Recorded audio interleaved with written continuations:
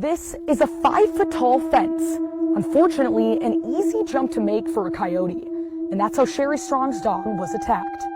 I'm Jill Lampkins, your Northwest Omaha reporter in the Waterford neighborhood, where I'm told coyote sightings aren't uncommon. And it's not the only place where this is happening, as we're in the middle of coyotes' mating season. It was around 9 at night when Zoe was let out. Sherry's husband, Steve, stood by the door and watched. But what happened next was something they could have never imagined.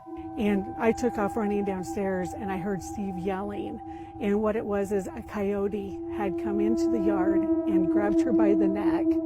And we got lucky, let her go. The coyote had left bite marks a half-inch deep in the mini schnauzer, causing the need for a drainage tube at the vet.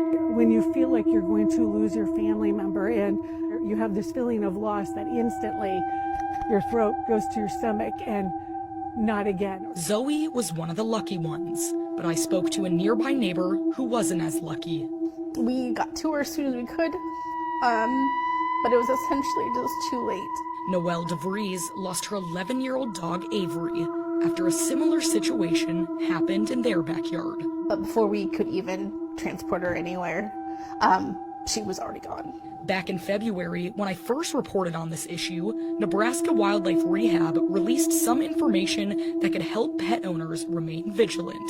We thought we were extremely cautious, but we were extremely vulnerable at the same time. Situations like this happen fast, so it's important to try and reduce coyote conflict as much as we can.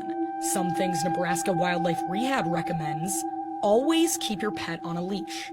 Eliminate opportunities for rodents to breed around your yard, remove unnecessary brush, as they like to den in areas like this, and be extra cautious at dusk and dawn, when coyotes are most active. I think we just literally have to be outside with them. Literally we have to be right with them. If you encounter an aggressive coyote, never approach them, but stand tall, make a lot of noise, and contact 911 or the Nebraska Humane Society if the animal poses an immediate threat. Near 156th and Ida, I'm Jill Lampkins, your Northwest Omaha reporter.